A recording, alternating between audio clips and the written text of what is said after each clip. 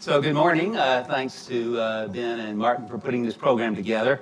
John and I have been writing various papers on these kinds of topics for quite some time, and we tried to focus on the issue that we were requested to do, and that was, are there ways to think about providing increased incentives for older workers to remain in the labor force? And somebody took the clicker, what I can do here.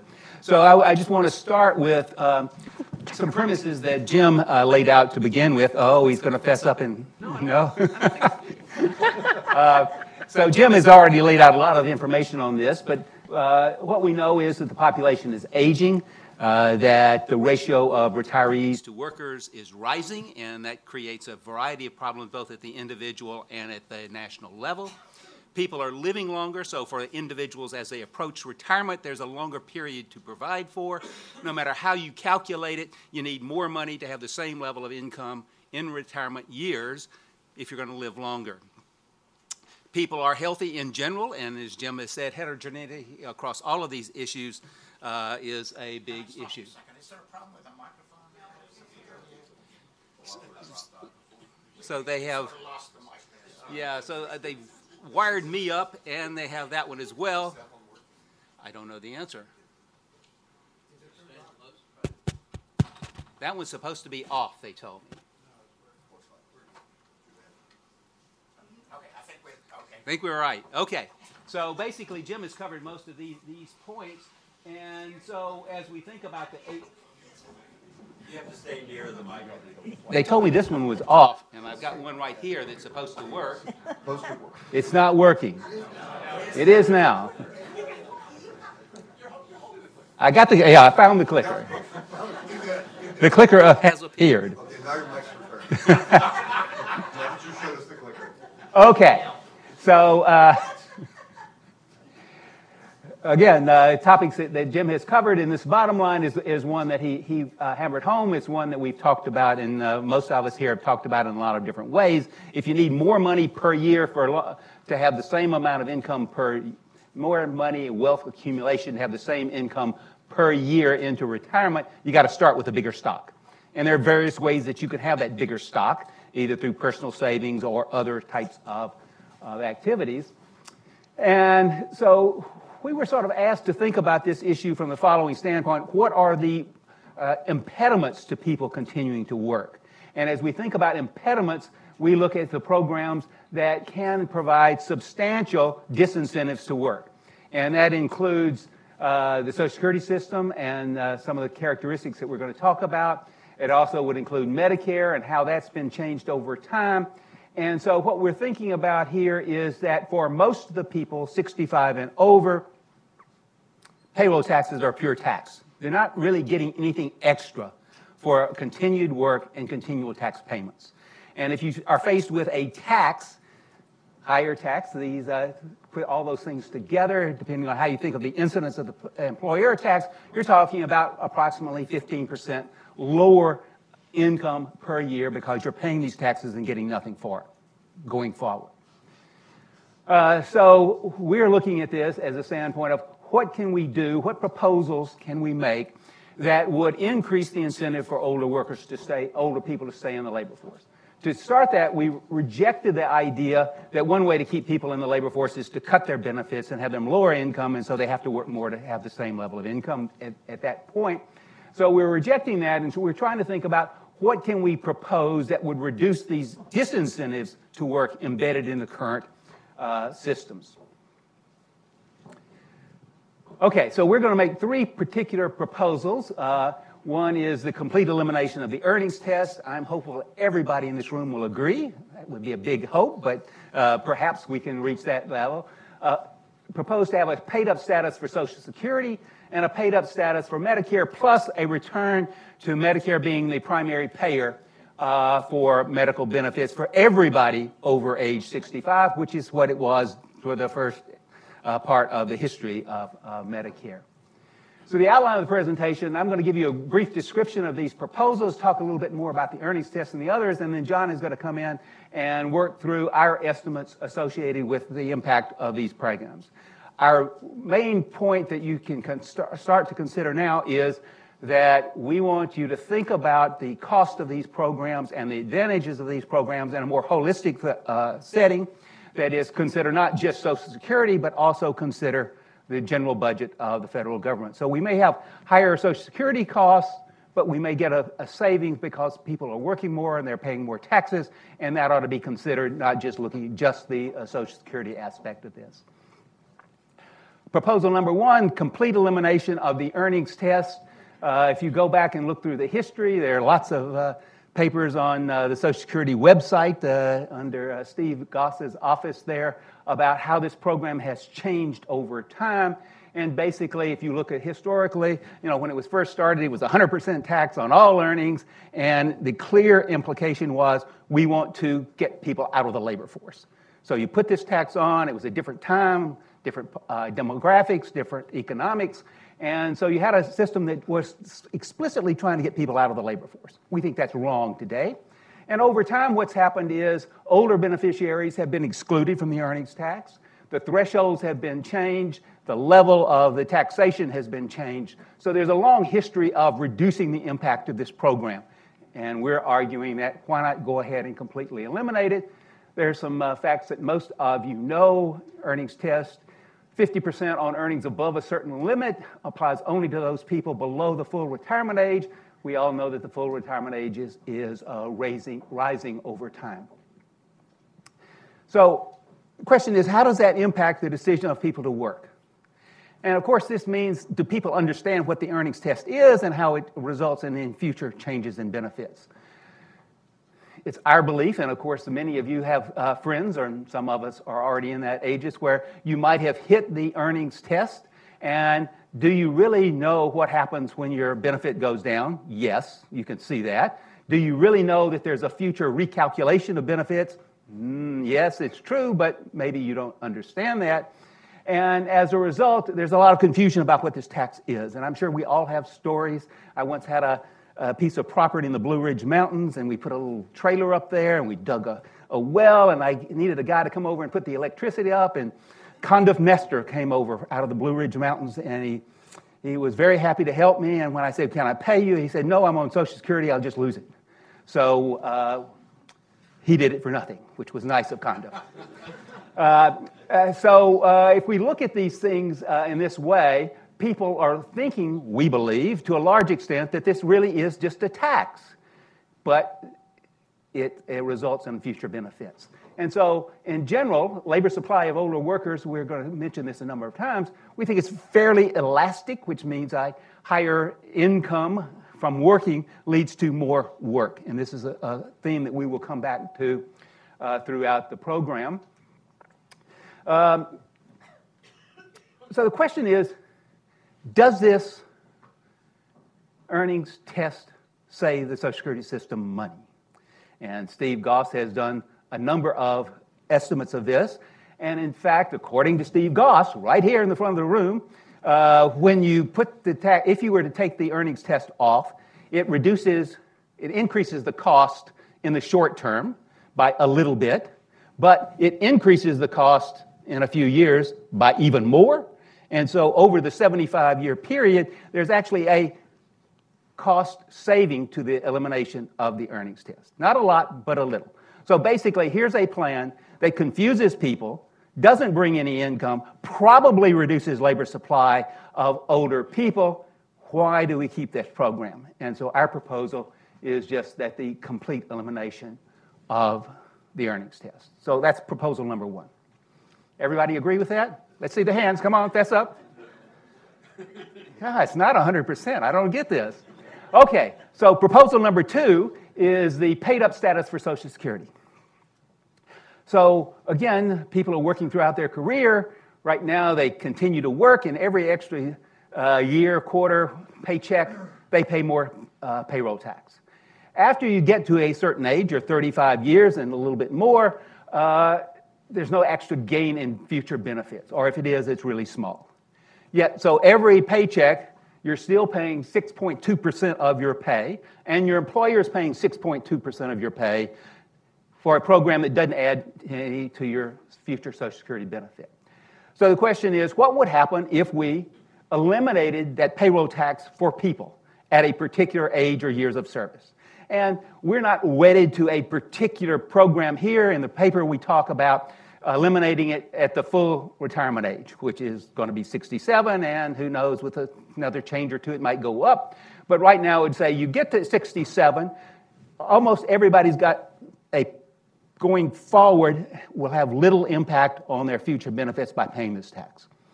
So if they reached a paid-up status, that would mean they don't pay the payroll tax and their employer doesn't pay payroll tax. You could say you rather have a certain number of years of service, 45, 80 quarters. And again, Steve has an estimate on his website that says if you do 45 years, 180 quarters, you're free. What's the impact of that? And there is a small, some people might argue large, but some people would say small, impact on the cost of the long-term cost of the program, looking just narrowly at Social Security. So we believe that if we impose this paid-up status, people would get somewhere between a 6.2 and a 12.4% raise, and that would lead them to work more. If they work more, their earnings go up, they pay income tax, and that extra income tax should be considered into the cost and advantage of the program. And so we're proposing, and John is going to give you some numbers here in a bit on that.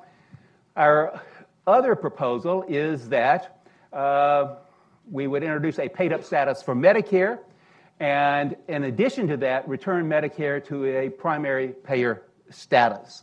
And this would mean, again, people would not pay the payroll tax. And if Medicare is the primary payer, that means that an employer doesn't have to pay for health insurance for those people that are in the paid-up status. So if you think about who bears the burden of employer contributions for employee benefits, a lot of people would say it's the employee in the form of lower wages. If you put that together with the two payroll taxes, John's going to tell you how big that number is and how much we think it will affect the overall cost of the program. So we want a bit of an evaluation of these programs. John is going to come up now and tell us about the paid-up status of the two programs. We're just acting as if you all are agreeing with us on the earnings test. Can somebody make this mic work?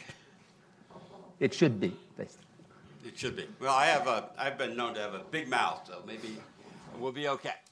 In evaluating our proposals, we believe that these proposals would raise the net wage that older workers would earn, and that because of that, they would work more, and they'd have higher income, but the IRS would also have additional revenues, and we want to take into account the IRS revenues in addition to the costs that would be incurred by Social Security and Medicare.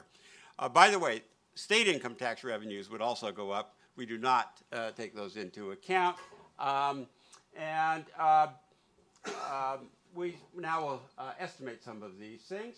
Before we do, though, there aren't a lot of studies about the labor supply elasticity of older workers. There are a few, and those that are available suggest that older workers have much higher labor supply elasticities than prime age workers, and I'll show you what those are. We're going to evaluate our proposals with elasticities of 2 and 3, and I'll show you that the key references are Eric French, who was at Chicago when he did this. He's now at University College London, and Hudamet Hurd and Rowader, who has a very recent paper on this. So let me show you what French says are the elasticities at different ages. And notice at age 40, it's a pretty low elasticity. People are going to work at 40. If you tax them or don't tax them, they're going to work. But at age 65, the elasticity is 11 times higher. It's pretty elastic. And that's where we're reducing the taxes and getting the response. By the way, optimal tax theory would say that you want to tax the inelastic factors and not tax heavily the elastic factors. That's what we're doing. So I just pointed out that these are the results of Eric French, and 11 times is the factor, and they're consistent with a very recent paper by Hurd and Rowader and co-author, which simply asked people, do you think you'd be working at 70? And they give an answer. And they said, well, what if I told you your wages would be 20% higher at 70 than they are now? Would you be working? And they calculated elasticity that way, and they get results consistent with this. Now here is just the evaluation of the paid-up proposal, but paid up for both Social Security and Medicare. And today, if you earned $100, the third number on the first column, it costs your employer $107.65 because they have to pay the payroll tax. You have to pay a payroll tax, and if you're in a 12% bracket, you have to pay that as well.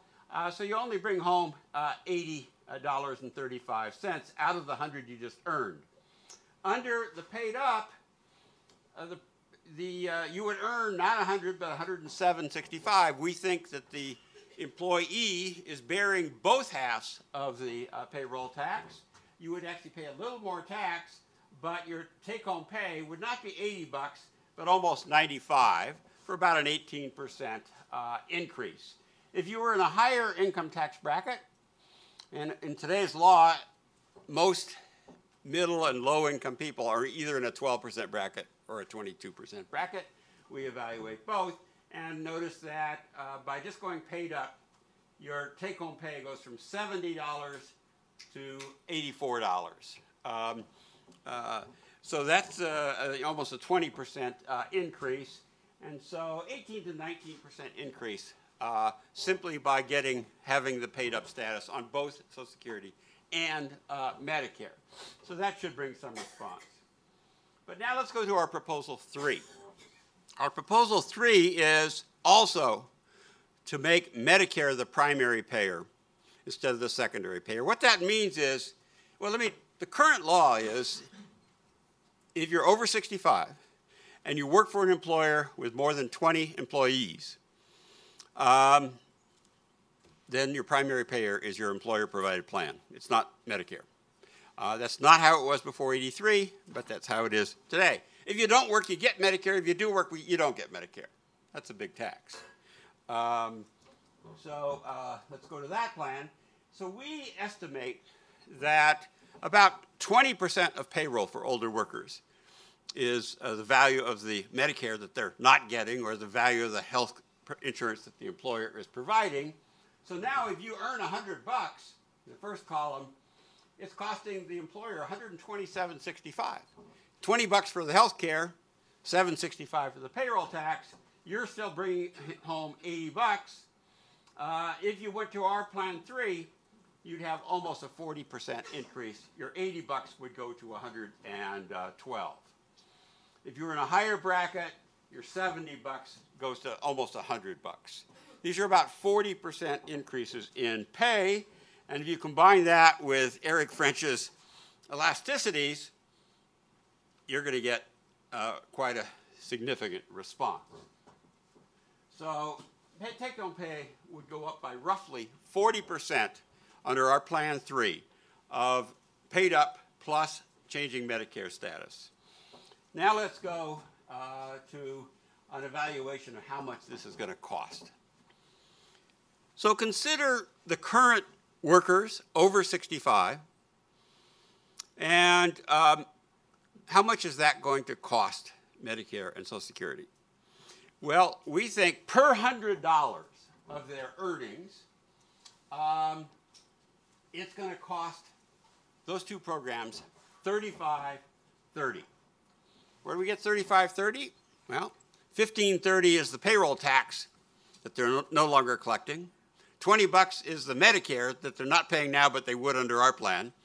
So for existing workers with existing hours over 65, the programs, it would cost $35.30. That doesn't depend on elasticities. That doesn't depend on tax rates. That's why these $35.30s are there. Now, if you go to our programs, your wage goes up quite a bit, and so you pay more taxes. And that's the numbers that start with 332, 608, and so forth. You pay more taxes on the existing hours. Now, say new people start working over 65, or existing workers work more hours. What does that cost the program? Social Security or Medicare? The answer is nothing. Workers who are not currently working aren't paying Social Security taxes, and when they start working, they're not paying Social Security taxes, so that's nothing. Workers that are receiving, people that are receiving Medicare who start to work, they're still receiving Medicare. No change. So there's no change in cost for the extra work. Well, how much? Here's the pay raises, the 39s and the 41s. Those are the pay raises that would result. This is the extra income that Eric French's numbers, what elasticity of 2 or elasticities of 3 infer. Notice that this is per $100 of current earnings. There'd be another $100 of earnings if the elasticity is 2, and another 150 some odd dollars if the elasticity is 3. Now, why is this existing $100 gets another $100? That sounds like an elasticity that's pretty is double for only a 40% increase. How come? Well, because these new hours are not being paid. They're getting like a 35% raise because they're getting more. Even if the hours go up by 80%, the income goes up by 100%. Okay? So then we just applied the taxes that people would pay, and for this extra, and we get the net cost. Notice these net numbers down here. They're low compared to $35.20. That $35.30, if the elasticity is 2 and the tax rate's 22, $6 per $100 of current earnings. About 1/6 of the sort of static cost is the dynamic cost. What if you go to an elasticity of 3? The $35, actually the government gets actually 41 extra dollars, more than pays for itself. Now, we're not saying that these programs pay for themselves. We're saying under some elasticities they would. But we're saying that these would cost the government a lot less than they would cost Social Security and Medicare. A lot less under any scenario. This bottom row numbers are the cost per existing $100. $9, $6, $13, minus $6, versus the 35 that the programs are paying. So if the IRS shares its IRS pocket is getting stuffed, and if they shared that back with the programs, these policies would not be nearly as costly as the static numbers would lead you to believe. So we think in the case of the 22% tax bracket, the offset is between 83% and 116%. So a major, major deal. So I'm going to conclude. I think it's consistent with what Jim said. I think, and what Martin said, I will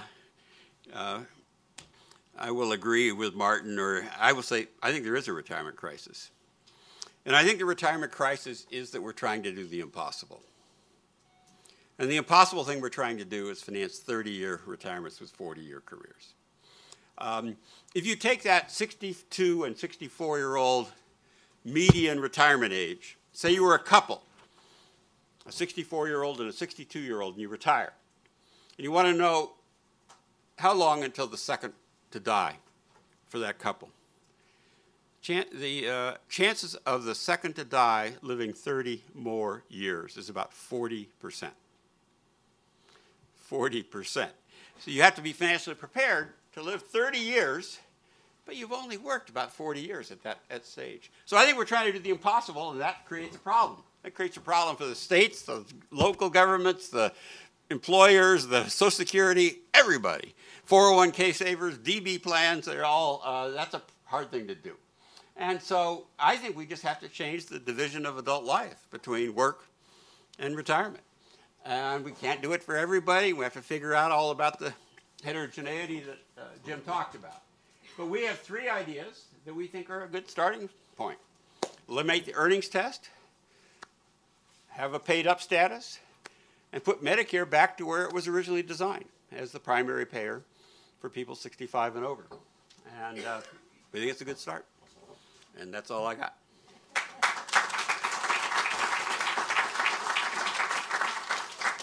And I'm not going to steal this. Me? Yeah. Fancy pointer, did it work? Oh, you're all very patient. You just sit there. That's great. So I'm delighted to be here. I'm Alicia Manel. I'd like to thank Martin and Ben and Brookings and Kellogg for putting on this conference. I must say that Abby and I are a little jealous of Bob and John because they had a well-defined problem. They could go calculate disincentives to work and precise programs, then come out with precise solutions.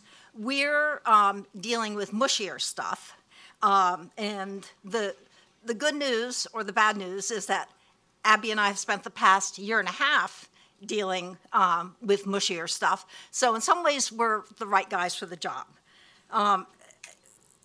So first of all, why are we here? I'm going to go quickly because everybody has said the same thing. The reason we have to think about working longer is that if things go on the way they are, today's working households are not going to be able to maintain their standard of living in retirement.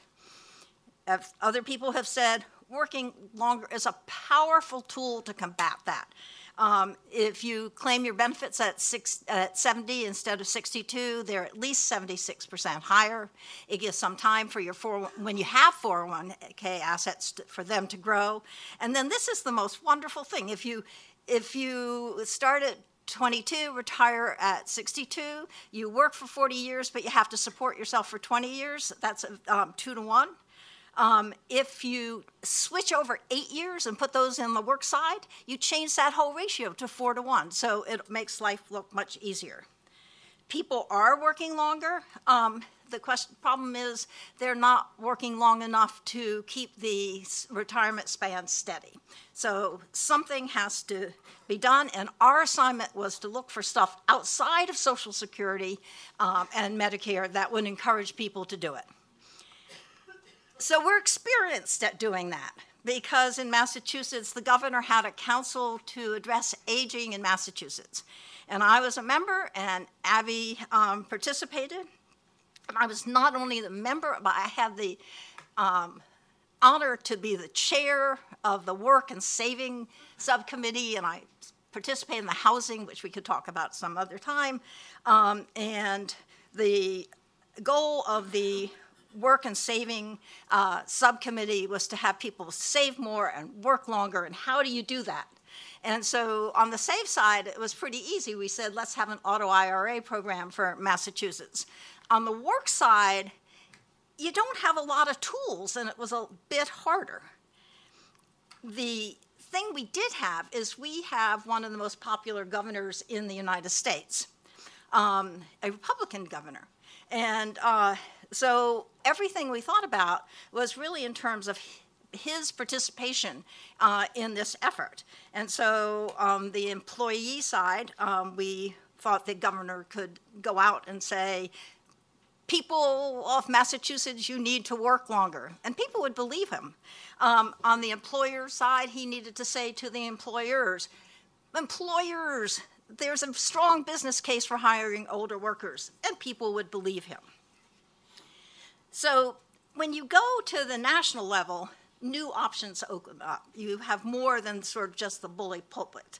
And so the way our remarks are organized is that we have what can you do to encourage the employee, what can you do to encourage the employer, we have sort of incentives, and then this education stuff.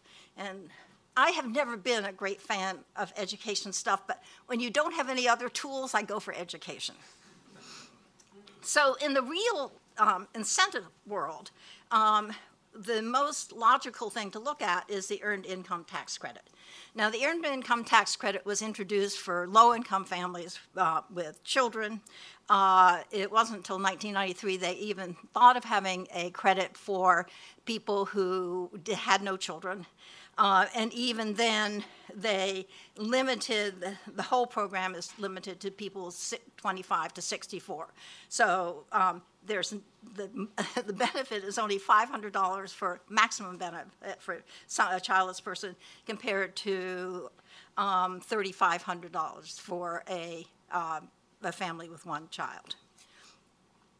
Now, people on both sides of the aisle have recognized that this is inadequate, and there are lots of proposals for expanding it. You can see, though, by this chart that the expansion proposals are very modest compared to the benefit available to a household with one child. And beyond that, of all the proposals, only one, I think it was by President Obama, extended the age upward, and that was only from 65 to include 65 and 66. So there's not a lot of exciting things that have happened here. So Abby and I, in our wisdom, sitting in Boston, thought that credit of about $2,000 for older single workers might really help, and extending that age from 65 to 70. We estimated, if there anybody here from CBO, don't be afraid, your job's secure. We estimated that the cost about $300 billion over 10 years. But it might really help because it would raise the wages for the people that we really care about. Bob and John are raising my compensation, which I think is wonderful as a rich person, but this would go to the other end of the scale.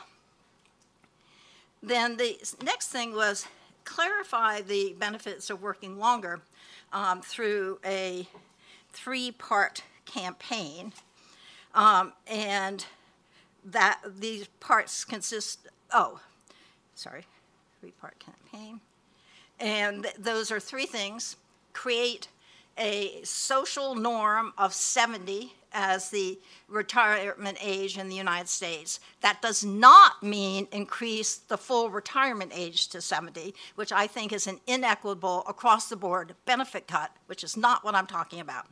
But change the conversation so that what we used to think of as 65 is now 70, to sort of fight against this notion of wealth illusions.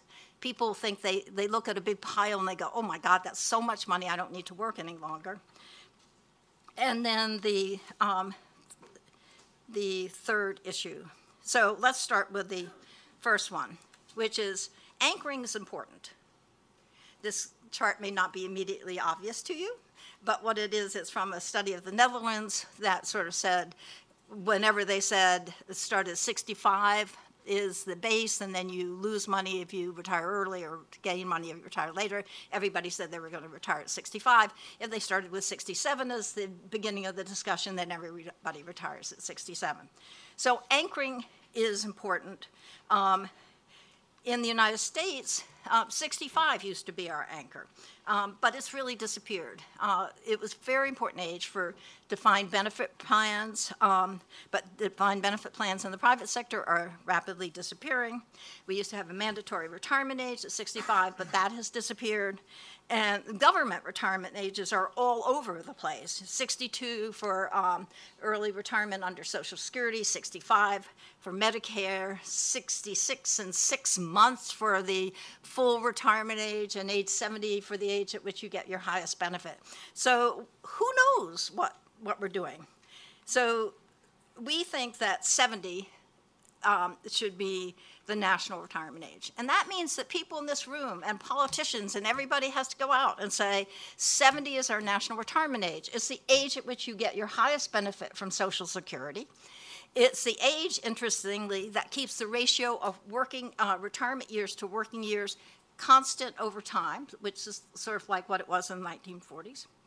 And it makes very clear to people that if you're retiring before 70, you're doing something early and you're going to lose stuff. And so I think it will change the conversation, but it requires people, respected people, to shout it from the rooftops. But I think it's worth the effort.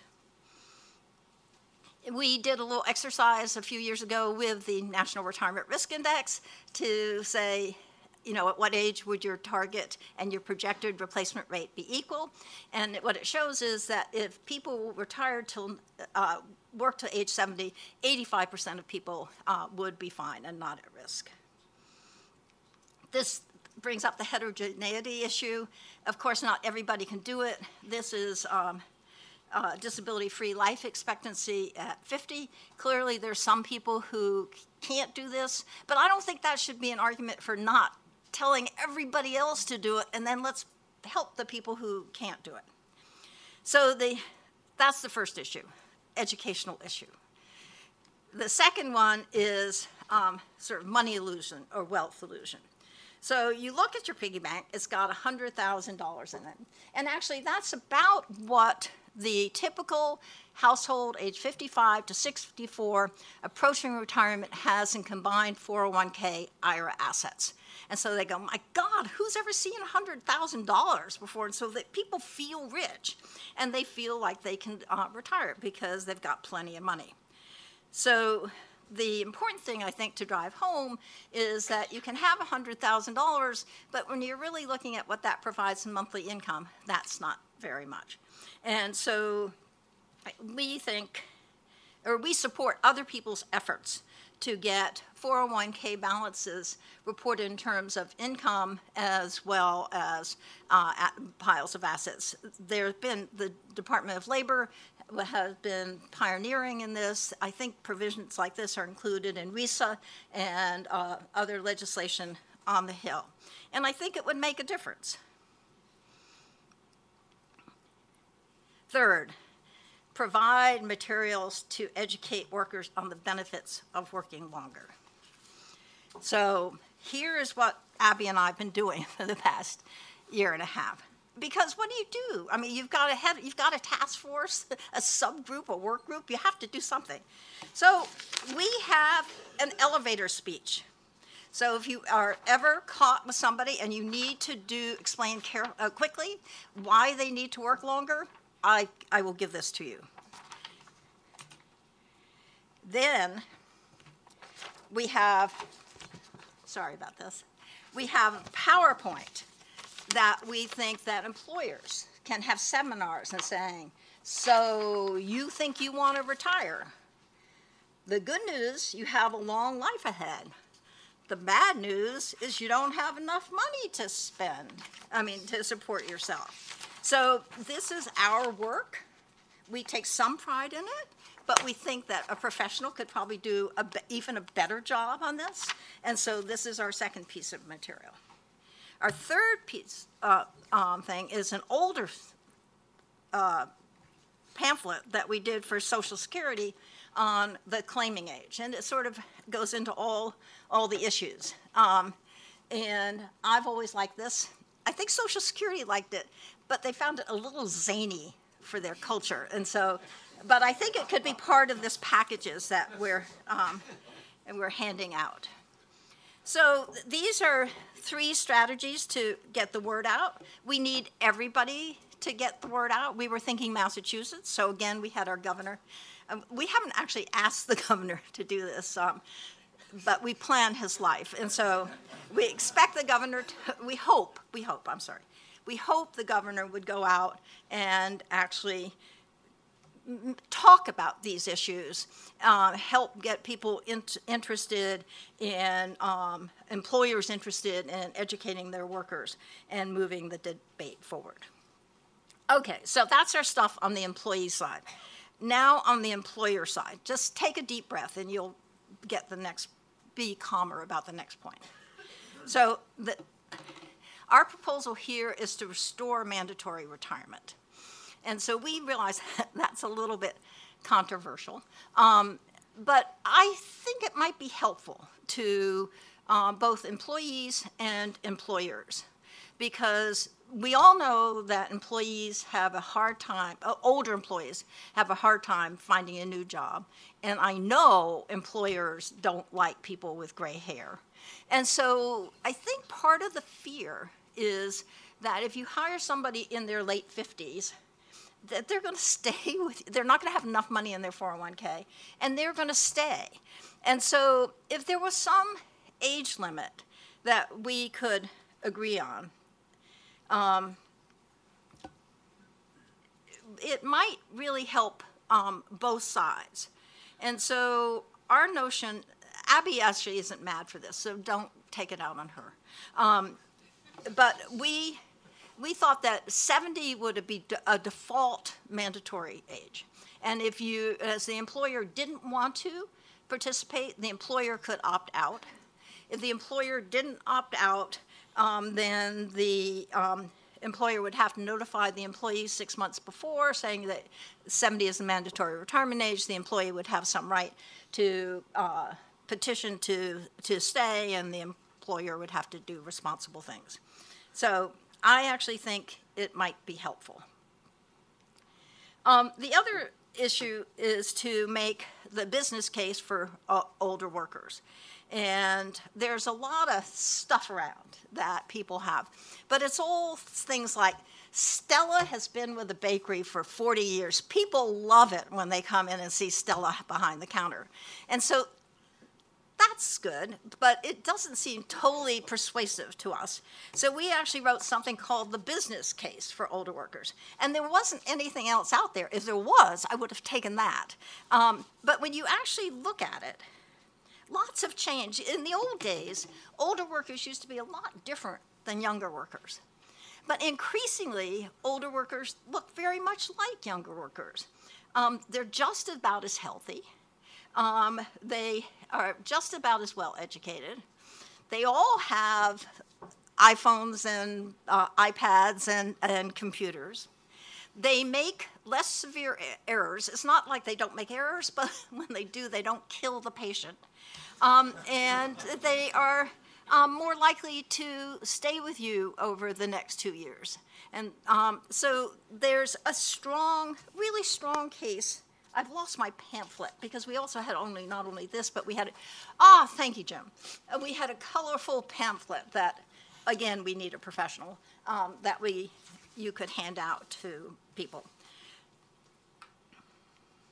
But again, this requires the governor to call in the business leaders in Massachusetts, sit down with 10 of them saying, I've read this, I think this makes a strong case, I think your benefit business would be better with older workers. And then they will go out and spread the word to 10 other business leaders. And that's actually what you could, basically all you can do.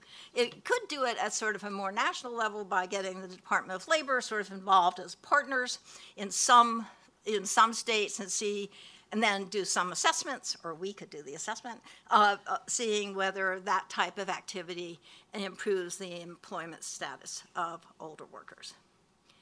Okay, so there are two things on our list that people might talk about in this sphere, which we did not talk about. Because the first one is pretty easy. Increased job training for older workers. Yeah, this is how interested the United States is in doing that. We just don't do it. And so it seemed like it was just sort of whistling in the wind or spitting in the wind or in the wind. And you can see that the United States is dead last.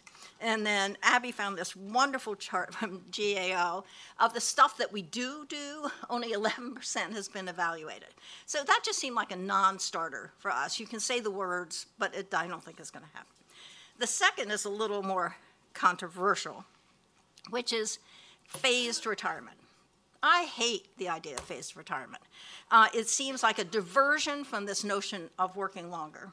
Of course, economists think if you expand the choice set for individuals, they're better off. But it really hurts the attractiveness of older workers if you say, hire these people and they need all this special time because they have to go to the cardiologist on Thursdays, and they have grandchildren and they'd like to take them to Florida for spring vacation, and they'd like to kind of phase out over time, and like, who would hire them?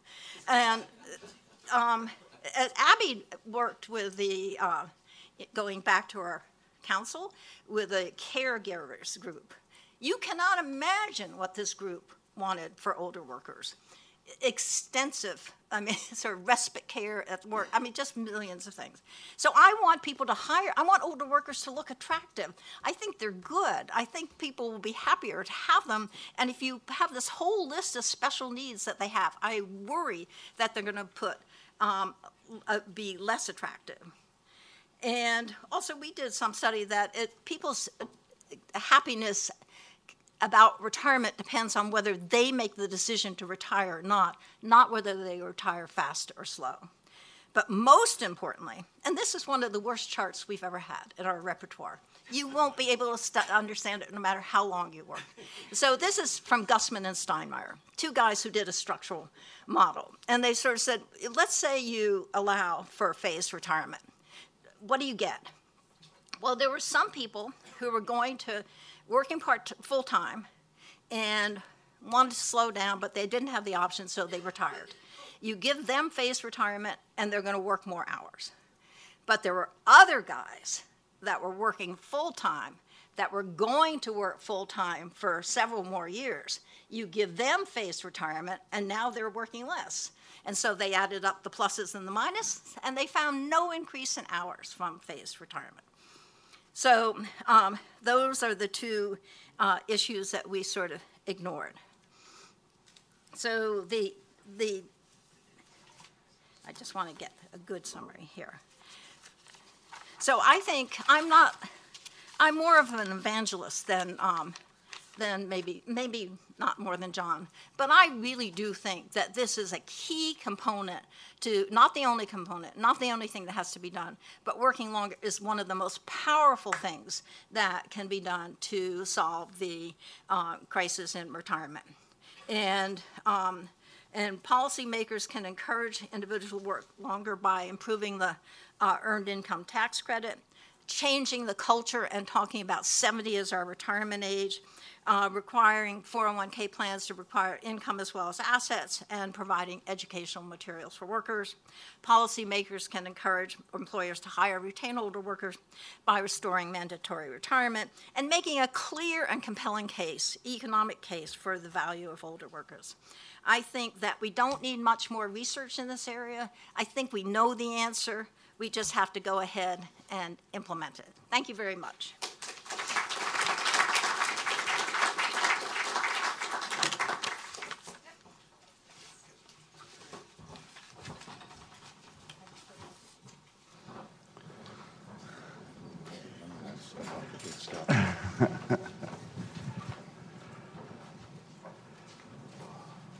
Steve, yeah.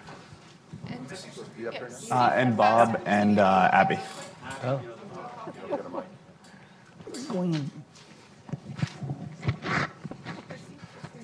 So let me just get started with a few comments while our panelists are coming up here. Alicia, that's the first time I think I've heard an economist say we don't need more research on this. That's novel. Let me just start with a word of thanks. So on behalf of the Kellogg School of Management, I'd like to thank Martin Bailey and Brookings for being such generous partners in this, and Anna Dawson and everyone else for helping putting on this event.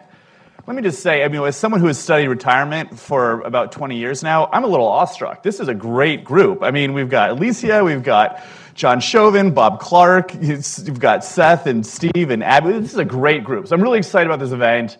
And Jim Paterba giving a keynote, it doesn't get any better than this. So thank you, everyone, for joining us. Let me just start with really quick introductions. Everyone has the bios in the event materials, so I'll be brief. To my left, we've got Seth Harris, so no relation. People sometimes make that mistake. So Seth was the acting labor secretary and deputy labor secretary under President Obama. He is currently a visiting professor at the Cornell Institute for Public Affairs, in addition to a practicing lawyer. Then we have Steve Goss. Steve is the chief actuary at the Social Security Administration, where he has served since 2001 as the chief actuary and longer with SSA. Then we have Abigail Walters. Abby is a research associate at the Center for Retirement Research at Boston College. And then finally, we have Bob Clark. Bob is a professor in the Department of Economics at North Carolina State University and also an NBER research associate. So we're going to give Seth and then Steve a few minutes to react to this, and then we'll hear from the authors, we'll have a discussion, and then we'll open it up for questions. So let's just start with you, Seth. What do you think? Well, first of all, good morning, everybody. And let me start by, am I on? Can you hear me? Okay. I want to start by congratulating Martin and Ben, not merely on today's event, but on the larger retirement security project that they're working on.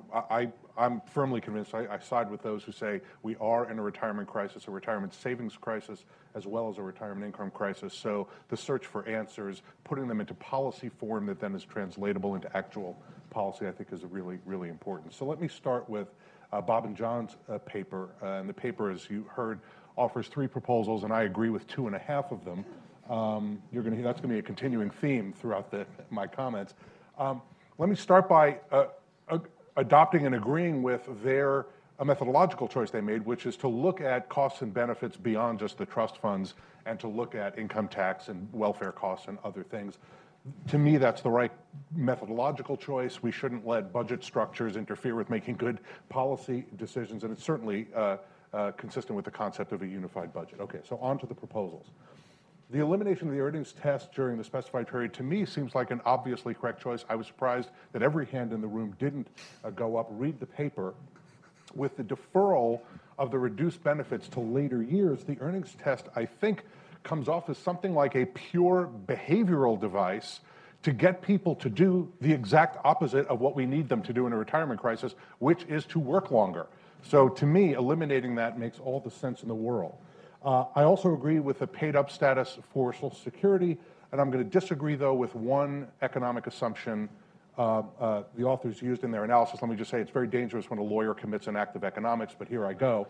I do not agree that employees pay 100% of any costs that are paid by an employer nominally, like payroll taxes or benefits costs.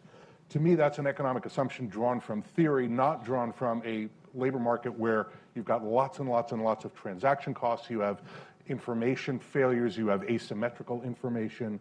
You have variations in workers' bargaining power. My friend Alan Kruger puts the number not at 100%, but at 80%, and I think even that is a little bit too aggressive. Nonetheless, with respect to the Social Security paid-up proposal, the authors assure us that even if you don't take the 100% assumption as being true, you still end up with essentially a revenue-neutral outcome. So if you can increase older workers' labor supply and therefore increase their earnings and you don't have a significant budget impact, I'm in. That to me was also a pretty easy one.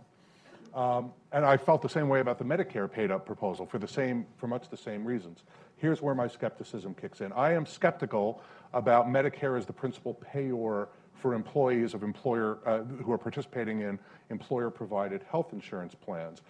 There's no question that proposal would save money for employer plan sponsors and maybe their insurance companies, but I don't think those savings would be passed along to older workers in the form of higher wages, and therefore it would not increase the supply of labor in the way that the authors hope that it, or think that it will, or have analyzed that it will. And here are my 3 reasons for coming to that conclusion. One is my point before, I don't think employees pay 100% of the cost of the employer insurance premiums for health or anything else, so reducing the premiums doesn't trigger 100% pass-through to the workers. Second, I don't think workers have the necessary bargaining power to wrest the money from employers. A good illustration of that point is employers save them mint with the shift from defined benefit plans to defined contribution plans. I've seen no evidence that employees have shared in in those savings at all. In fact, I think the opposite is quite true. Let me also say you can point to the Trump tax cut and the promise that workers would get $4,000 apiece on average. That didn't happen either. It ended up going to stock buybacks. And the third point is that the authors talk about their base case being based on an assumption that employees pay for both ends of the health insurance premiums, and that therefore reduces their wages below marginal productivity. In workplaces where you have an internal labor market, I don't think that's how it works. Now, not all workplaces are internal labor markets. This building is an internal labor market, but many other employers are not. And in internal labor market theory, in their older years, workers are being paid above their marginal productivity because they were paid less in their training years early in their career. So I think it's worth taking another look at that half of the proposal, but thank you for putting it out there. Let me talk about Alicia and Abby's polyglot paper, which I thought was terrific. Again, I'm not going to be able to discuss, because of the short time, I'm not going to be able to discuss everything, but I want to highlight 2.5 proposals of theirs that I agree with and a half that I have some questions about. I completely agree with the idea of expanding EITC eligibility and making EITC more generous. It works. It works to increase people's labor supply in the populations that are currently served. Let's try it on some new populations. We know it works. Let's try it more broadly. Second, I also completely agree that every retirement saver should receive an income illustration based on their retirement savings. There is a lot of evidence that retirement savers don't understand how much money they are going to need in retirement in order to be able to support their lifestyles. Alicia referred to that in her presentation in chief. But everyone who has worked knows what income looks like because they're used to getting a paycheck. I mean, they've seen that, they understand it. So if you illustrate how much income Americans will get on a monthly basis or on an annual basis, they will understand better how much money they need to save for retirement. And by the way, there is evidence that it shows that it changes savings behavior among particularly older workers, but other workers as well. Let me also say the value of those illustrations is that it will encourage discussions about not only retirement savings, but retirement income and how retirement savers can generate income that's protected and will last for the rest of their lives, including products like annuities, which are the only ones who provide truly protected lifetime income apart from DB pensions and Social Security. Third, I like the idea. I'm with Alicia. I'm a skeptic about financial literacy training and education programs more generally, but I actually like the idea of employers engaging their workers in a discussion about working longer, not only because it puts employers on the hook a little bit, but also because it will encourage a discussion about how to maximize Social Security benefits, and it will be hopefully part of a larger retirement planning discussion, which I think employers can play a really constructive role in inspiring. I share the view that unlike a lot of financial literacy training, that kind of advice can really change behavior because I think workers understand what working longer looks like. I think it's easy for them to relate to. I'm a lot more skeptical about government making a business case to employers about who they should and shouldn't employ. I have a little bit of experience with this from my time in the Labor Department with respect to workers with disabilities. I just don't see a lot of evidence that employers think that government can persuade them to behave differently or that government knows something that they don't know about who they should employ. I just don't think it works. I think employers they'll sit there and nod their heads, they'll join a committee, they'll take a lovely brochure, they'd love to hear an academic talk about it, and then they go back and do exactly what they were going to do. Anyway, I just don't think that that's especially persuasive to folks. So that's my reaction to, the final score is 5 yes, 1 skeptical. Thank you. Okay. Steve. Can I go up there for my slides? Sure. Yeah.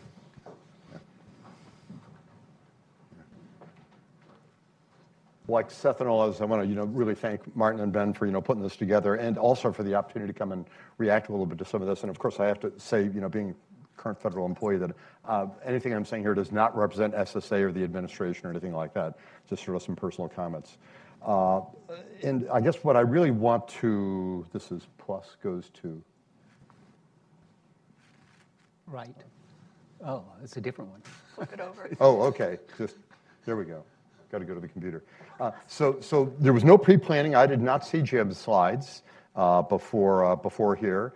And I don't think he saw the couple of slides. And by the way, Ben said I could have 1 or 2 slides, so I said, fine, 3. That's 1 or 2. Okay. So, add them together. So the first slide that you want to show you is exactly we're sort of, coming back on the circle here. one of the first things Jim was talking about was the age of dependency ratio. We define it a little bit differently. We say, hey, you can start working at 20. So we have 20 to 64 in the denominator, and 65 and older, sort of the classic age of dependency ratio, a pure demographic to look at what's happening with our population. And I guess what I'd like to suggest here is really that what we're talking about here is that this really does define, as I think Jim very well described, what our retirement challenge is. Call it a crisis if you want, but it's a challenge. We're going to have to make adjustments to make sure that we're going to have enough savings, enough work, enough money for people in retirement, wherever that starts. And one of the things here, and Jim also alluded to this idea that there's both the issue of people living longer, but also the changing age distribution of our population. That's what this is all about. It's the age distribution. And you can see, had the baby boom generation total fertility rates stayed at where they were, at like 3.3 kids per woman on average, or even been at about 3, instead of dropping down to about 2, our age dependency ratio would look like those blue and pink lines. And we wouldn't really be talking about a crisis or anything like the kind of challenge we have now. The real thing here, the big level shift that's happening over the next 20 years in this age of dependency ratio, why we have this enormous challenge now, is because of the drop in the fertility rate. It's the classic, if we used to have 3 kids working in the population for every retired couple, and now we're going to have 2 kids in the working population for every retired couple, that just changes the dynamic dramatically. And that's what we're sort of facing on to the future. And I would suggest also this is so important, I think Jim also alluded to this and others, that this isn't just Social Security and Medicare, the pay-as-you-go systems. I mean, I would contend we live in a pay-as-you-go world. I mean, thinking about it, you've got all this wonderful, money that you've saved up. You maybe not just tips, maybe you've also saved some in equities, which, by the way, might give you a net return on your retirement portfolio more than 1%. I mean, I guess we would hope so. At least most of our advisors tell us that. So what are you going to get for those monies that you've saved up when you retire? Well, there's supply and demand here. If it turns out there are relatively few people compared to past generations who are working at the time you retire, who would be the buyers of your security when you want to sell them to live off of them, maybe the value of those securities is not going to be as high as you had hoped or expected. So I think we really have a challenge here, and this does take us to the question of the working longer, or I guess I'd like to sort of maybe just suggest a little bit of an adaptation of that, not that it's really different, but working more. Because it's not just a matter of working longer. If we could go to the second slide here, I would just want to share with you, these are not labor force participation rates. They've been a little bit kind of weird lately because of measurement stuff perhaps. But this is just looking straight up at number of people employed in the population divided by the number of people in the population. And what you see here is, look down at the bottom here, the 70 and over, or the 65 to 69, or the 60 to 64. Not doing too bad. These things are going up.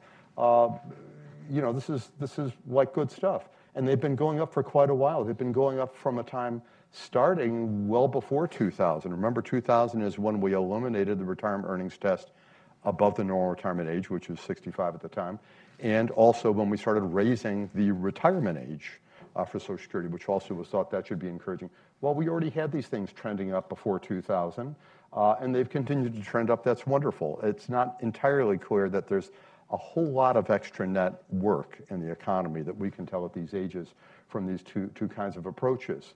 But if we look, so that's great for 60 and over, but look at what's happening for 55 to 9 and 25 to 54. If we want people to be prepared for retirement, yeah, it is one way to do it to say, hey, just keep working until you drop. And I remember a while back, a guy named Paul Samuelson, when he was once asked by Zvi Bodhi some years ago, what's your retirement plan? He says, it's my human capital. I'm going to work till I drop. Well, not everybody can do that, as has been much discussed. So if we really want people to be prepared, if we want them to be saving up in their 401ks, and by the way, like Seth, I love the idea that's been kicking around for a while, and hopefully Alicia and Abby are going to sort of push this even more, to actually get people to understand the translation of a lump sum. People are so awed with their lump sum in their 401k and don't understand what that actually translates into. And I would think if we did it on the basis of showing what it would look like as a replacement rate based on your accrued amount of money you have at this point, don't talk in dollars. People get all kind of flummoxed with dollars. If we can put it in a replacement rate based on what you've accrued in your accounts to date, that would help people. And hopefully it would help them to think, I better not start drawing this out early. and maybe I ought to try to put more in. That could really be. So regardless of what the work is, if people are willing to sort of shift their priorities in the younger working ages to put more aside for retirement, that could really help. Not to say that we don't want to see these curves at 60 and over keep going up. And by the way, in our methodology, and I think Jim alluded to this in some of his remarks, in our methodology for projecting labor force participation rates and employment rates into the future, we directly have a built-in notion of what's going to happen to life expectancy at higher ages, just about exactly what Jim was talking about. We look at the life expectancy at a given age and 10, 20 years out. We look for the younger age that would have had a similar life expectancy back in the day, and then we take a portion of the increase in labor force. So our extrapolations of these numbers for the higher ages would be continuing on from what we've got here. But I guess the point I'm really trying to make is we're seeing progress already under our current circumstances. I think our sense has been because people are living not only longer, but at any given age, they're living healthier than they are now, and the nature of jobs that are available in our economy are allowing people, a lot of them, to work longer than they were, the blue-collar, white-collar kind of issue from before.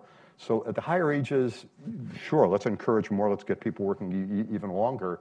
But I think we'd better pay a lot of attention to what's happening at the younger ages, too, because it's in those periods where people have to be accruing or should be, or we hope will be accruing the assets that will allow them to retire whenever they get around to that. So let me go to now my final slide, which is something that is a little bit different. This is now finally I'm getting to something that's really sort of Social Security specific. These are, and Alicia and I've talked for many years now about claiming age. These are looking at the percentage of people who are insured to receive a Social Security retirement benefit and aren't already getting a disability benefit or some other kind of benefit only. And the percentage of them at each age, 62 is the blue line, and then moving on up, the percentage that have actually started to receive their benefits at that point. It's sort of a prevalence thing. And you can see what we've got here for the males on the left and the females on the right. We can see that the percentage that are taking their benefit at 62 rose to a peak back, around like 1990, 1995, but it's been dropping ever since. And note, it's been dropping starting before we started to have the retirement earnings test eliminated above NRA, and it started before we started raising the retirement age. So it's just things going on. I think one of the things, and Delsar was running, a lot of others talked about, when the baby boomers were all coming to the population, we were flooding the labor market. So a lot of employers started offering early outs to people up in their 50s and 60s, and that's probably a lot of why we had people, dropping out of the labor market at that point. It's probably maybe sort of the leading cause. But so where are we going with this? Well, we can see on this something really interesting. The retirement earnings test for people at 65 and over, now it's 66 and change and over. By 2022 or so, it's going to be 67 and over above our NRA. No more retirement earnings test. Well, all of a sudden we see what happens. We didn't see a dramatic jump in the number of people working from eliminating the earnings test, but what we do see is a jump in claiming or starting benefits. And so what this means is we've got a lot of people starting their benefits earlier than they might have, which means they'll get more reduction in their monthly benefits for the rest of their lives and for the rest of a potential surviving spouse's life. And one thing that I can share with you, if this isn't like too much out of class, but back in 2000 when there was enacted the elimination of the earnings test above the so-called normal or full retirement age, there was serious consideration of lowering it to eliminating it above 62. But the principal item that caused that not to happen was a recognition and modeling, not ours, but in a lot of people's modeling, that would cause people to take the benefits earlier, just exactly as you see here. And it would be even earlier if we would allow people to work as much as you want and get your benefit on top of it at 62. That would cause a lower level of benefit for that worker for the rest of their life and for their surviving spouse. And the modeling indicated that we would have a significant jump in the number of elderly widows who would be in poverty as a result. So again, sure, there might be some extra work as a result of this going on, but what is going to happen in terms of people's actual adequacy of retirement income if it causes them to start their Social Security benefits earlier? So many other things to really, sort of talk about in this. And am I like out of time or past, or I can't read it at that angle? But okay, getting there. Okay. So again, I just want to reiterate the idea of the education aspect of getting people to understand this. I remember I was at a conference with Aspen Institute. A couple of the people in the room, like Frank Tedesco, were there some time ago. And one of the things, there were a bunch of people there from a bunch of mutual funds and insurance companies talking about, we cannot sell a life annuity. We just can't sell a life annuity. We sort of understood people were worried, oh, what if I get run over by a truck tomorrow and all this kind of stuff. But then the thing that sort of dawned on us at a point was, oh, we're the victims of our own success. We've gotten people so enamored with seeing that $100,000 level, that $200,000, whatever.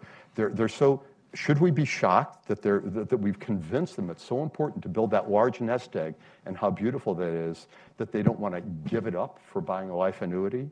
Especially because we haven't even made a serious effort to try to convince them of the relationship between what annuity would be. And I think was it Jim, you had the annuity before. Was that even an indexed annuity, or was that a flat dollar annuity? It was a flat dollar annuity. So if you have people want to go out and buy like a CPI or 3% or something with that indexed annuity, that starting level is going to be even lower than what Jim showed. And we're not telling people about this. And the key on this, I would think, is when people have, like at age 40, 45, 50, they have a certain amount in the 401k and they say, wow, I'm feeling so wealthy, I don't even have to save anymore. Or I can start, buying the Lamborghini instead of the Ford now, because what the heck? I can go into debt elsewhere because I have these assets to balance it. If people understood what this really meant for their retirement income, made it make a difference. Now, I don't have any answers about how we could encourage more work in general, but I do have a little bit of concern about the idea of having the paid up status, and I guess I would ask from the French work and also from Bob and John, you might want to address at some point the business of you're assuming that if we do the paid up, we're going to have more income available to these elders, and they might work a little bit more. Will there be any displacement of younger workers? Because I think the way you've got it modeled here is it's 100% extra work. Now you might argue there's not going to be, and I'm not talking about displacement by elasticity of desire to work. I'm talking about elasticity for demand of work. I mean, if an employer sees that they can keep an elder on working longer, and so maybe they don't have to hire as many younger people. If anybody saw SNL this past weekend, they had a little skit up there about the young people all complaining about these boomers just hanging out of the jobs for too long. Now, maybe there's not too much of that, but there is one other aspect of it. If we did have paid up on either Social Security or Medicare, if we're still going to pay out the same amount of Social Security benefits, if we're going to do that, then the elders aren't going to be chipping in their amount. Somebody else is going to have to pay it. And maybe those extra money you're positing that we're going to get from income tax, we can modify that, have that go over to Social Security. But if, in fact, that didn't happen, if we had some other uses for extra income tax, just to think about that for a bit, and Social Security was less money, would that mean we'd have to, maybe raise the payroll tax rate for the people who are not over this age, who are the younger people who on the margin we might think are not saving as much as they should? If we start taxing them more heavily, are they going to have less ability or less desire to save money towards their retirement? So, in the zero-sum game and trying to achieve retirement here, I think there's a lot of things to consider. The final thing on the retirement age, thank you so much, Alicia, for saying that the intent here is not to encourage increasing the normal retirement age as it applies for Social Security. That's not your intent, but sometimes we in our office, Karen Gunn and I and others, we've done a lot of work on showing equivalent retirement ages. We've seen a lot of proposals from a lot of places. And most people, when they talk about raising the retirement age, they really are talking about changing the retirement age to Social Security because we are underfunded now because of that first graph, because of the changing age of dependency ratio. There's got to find a way to either lower the level of scheduled benefits or raise the amount of revenue. Not all that many people excited about raising revenue and getting more taxes. Some yes, some no, and someday the political balance will work out on this. But the idea of lowering benefits is appealing to many, and one way to do it is to continue and to extend the increase in the retirement age. So I just said, when you talk about having a national, and I think in the paper at one point it said full retirement age, that's something a lot of people will hook on to and say, well, we should be doing that. And that's fine, but again, that just lowers the level of the adequacy of the Social Security benefits. Now, it does help in terms of providing enough money to be able to pay for the scheduled benefits. One way to pay for the scheduled benefits, if you don't have enough money coming to pay for your scheduled benefits, lower the schedule. And raising the retirement age is one thing that could be done on that. So I understand you're not suggesting that. You're very, very clear, but I think in talking about raising the full retirement age or the normal retirement age, a lot of people will interpret otherwise. So I'm actually just sort of doubling down on your point so that people not misunderstand that. And I guess with that, I probably over time. Okay. So let's give Bob and Abby a chance to respond to these critiques. Abby, do you want to start? You have any comments? Sure. So I think on the point that changing employers' behavior is incredibly difficult, and part of the idea with Is it? She does. Give it a 10. okay. So that it is incredibly difficult to change employers' behavior. Part of the idea was that it wasn't necessarily the state being the full front of it with all of its organizations, but really the governor having these meetings and then encouraging these employers to then spread the word. So that really would create a ripple effect rather it's being seen just as a lecture. Bob, do you have any reactions to these critiques? Yeah, a number of things. So first, I think just the whole notion of population aging and individual aging, they're two different issues, but they're both very important, and we need to keep that in mind all the time. The theme that's run through all of our discussions is the heterogeneity issue, and that really led us to think about looking for incentives for people to work longer, not disincentives by cutting benefits to push them in that direction. And I think we certainly ought to keep that in mind. Our major point that come up about what's the real cost. If we believe the estimate that you cited, it was 80% instead of 100% shifting, no big deal. I guess you were trying to argue that it's zero, even though you didn't have support for that. But so just the assumption there is not really important to the argument that we're making, and one could have a variant of what we propose so that you don't even change the employer tax. It's just the employee tax. But there's also this labor demand stuff that Steve was coming back to. And so even if you don't believe the income is shifted forward, the lower cost should affect the demand for older workers there. And it's certainly an issue. One issue that John and Jim and I have been thinking a lot about is employer concerns for people working longer. So we've got several projects. We've been running some meetings trying to identify those, and those concerns are real. So we've had conversations and surveys with senior HR managers, risk managers about what is it that they're worried about. And there's a variety of things. It's the high cost, it's the high employee benefits, it's the productivity issue. All of those are real concerns, and one of the concerns is blocking younger folks coming up. So all of those are real concerns that we have to take into account when we think about these issues. But on balance, encouraging people to work longer by removing disincentives to work, I believe, is a very positive position to take. So let me just ask you a follow-up question, Bob. So just, let's say you're sitting here, you're talking to a group of workers, and they're saying, look, this is easy. You're calling this from the cheap seats. Like, you're already working 45, 48 years, and your recommendation is to put in place all these different reforms that mean I have to actually work longer? Like, you're telling me that's going to make me better off? And so in the terms of economics, is this really welfare enhancing from the perspective of a worker? Again, you sort of slid over the key assumption I was just making is it's not we're telling people that they have to work longer. We're not even saying that it's desirable for everybody. We're saying if you decide to work longer, here's an incentive to do that. If you're thinking about at the margin, do I stay working or do I retire? We're making that a more advantageous choice to keep working. But we're in no way saying to everybody you ought to work longer. We're in no way saying, boy, you're not being socially responsible unless you work 50 years instead of 45 or 40 or whatever it is. Makes a lot of sense. Abby, your center releases this National Retirement Risk Index, which gets a lot of attention, I think both by economists and by the media. Can you talk us through, let's say that your plan is in place, right? And so, we see people working longer. How does this change the share of people who are adequately prepared for retirement? Sure. So the National Risk Index, what it does is compares people's income as their working age households, and then looks at what their income needs to be in retirement to maintain that level of consumption. And what we see is that if people work towards age 70, over 85% of households would be able to maintain their current standard of living in retirement at age 70.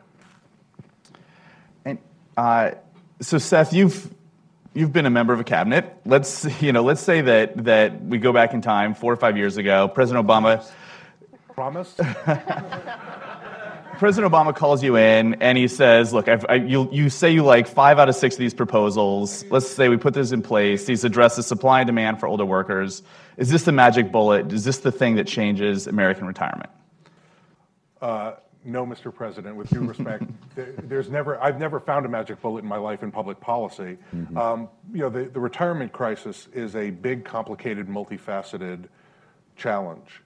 But I take the premise of this conference to be true, and that is that you can help to address a piece of that problem by addressing the challenge of workers who are leaving the labor market or stopping employment and stopping earnings earlier than maybe smart retirement planning would suggest that they should.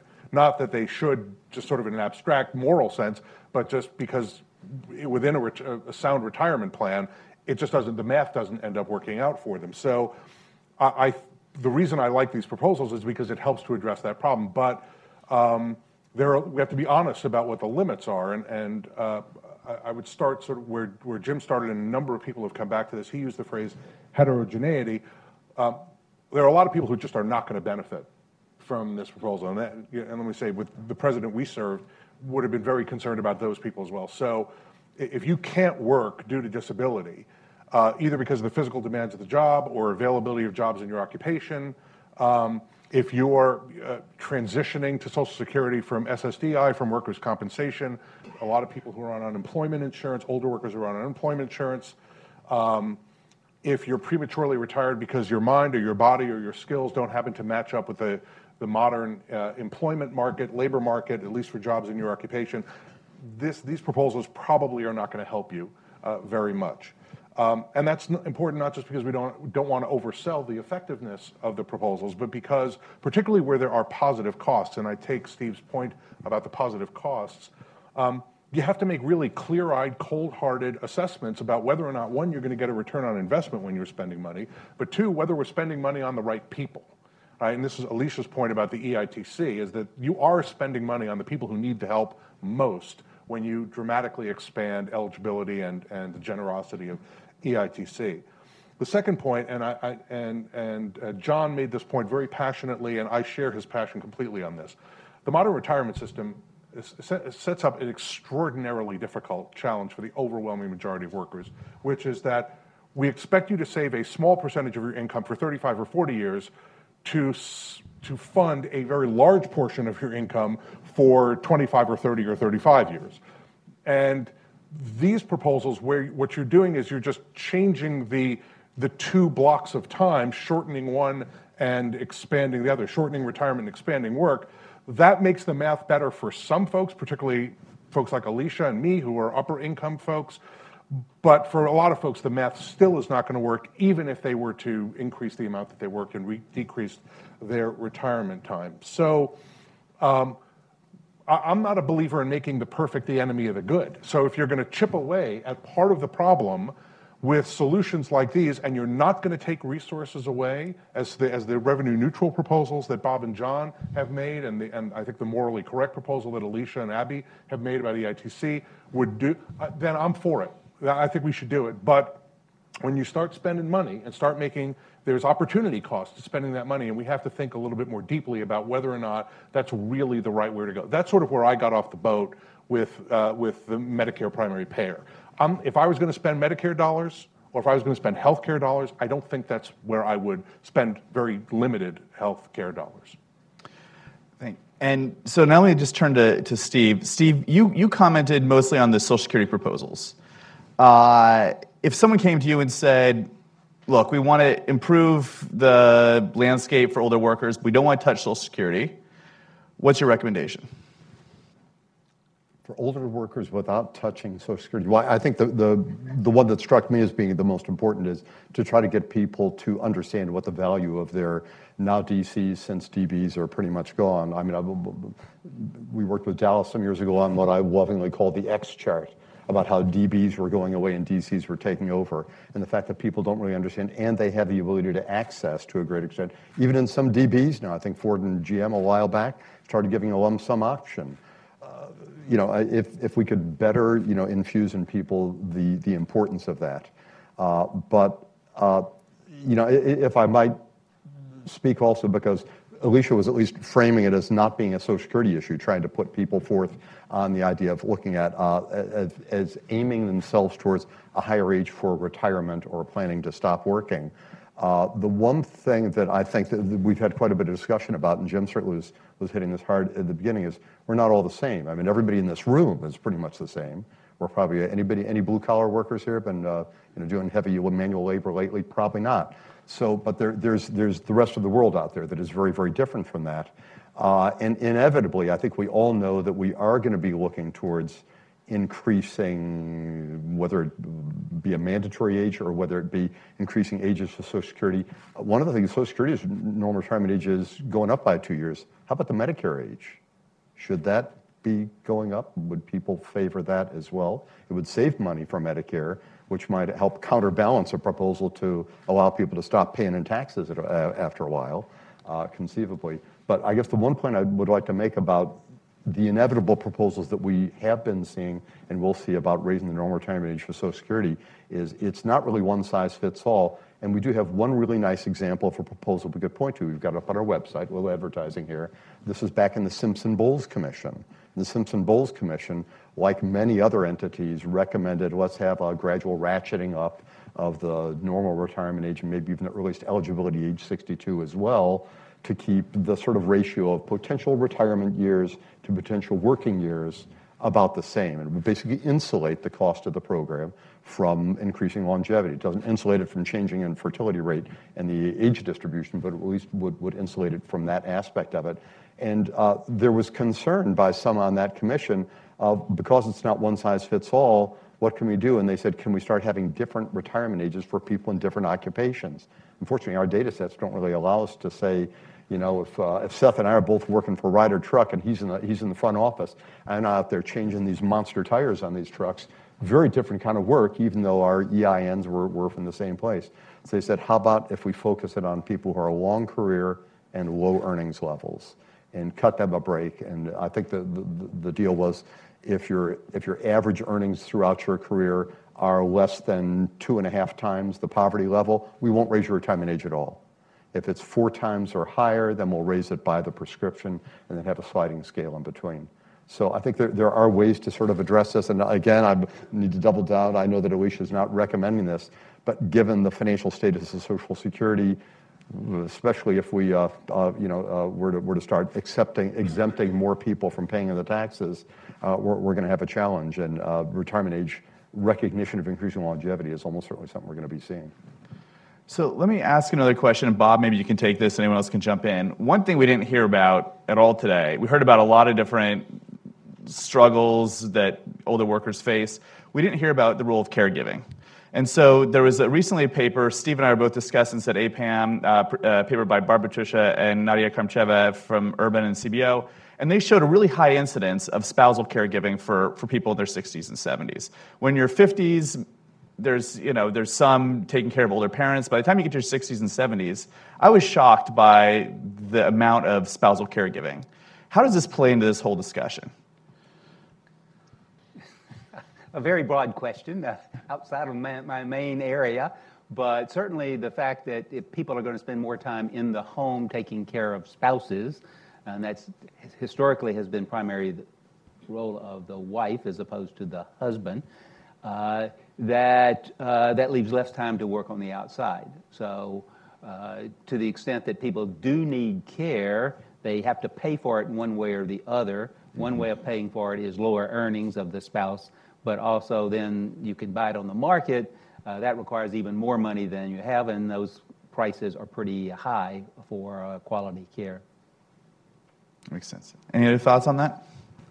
Well, I also think that paid family leave and the Family Medical Leave Act are really important when we talk about caregiving, because it gives people job protection if they're having to take their spouse to doctor's appointments, and then also California has set up a paid family leave program, and there's been a paper that shows that nursing home admissions has actually declined.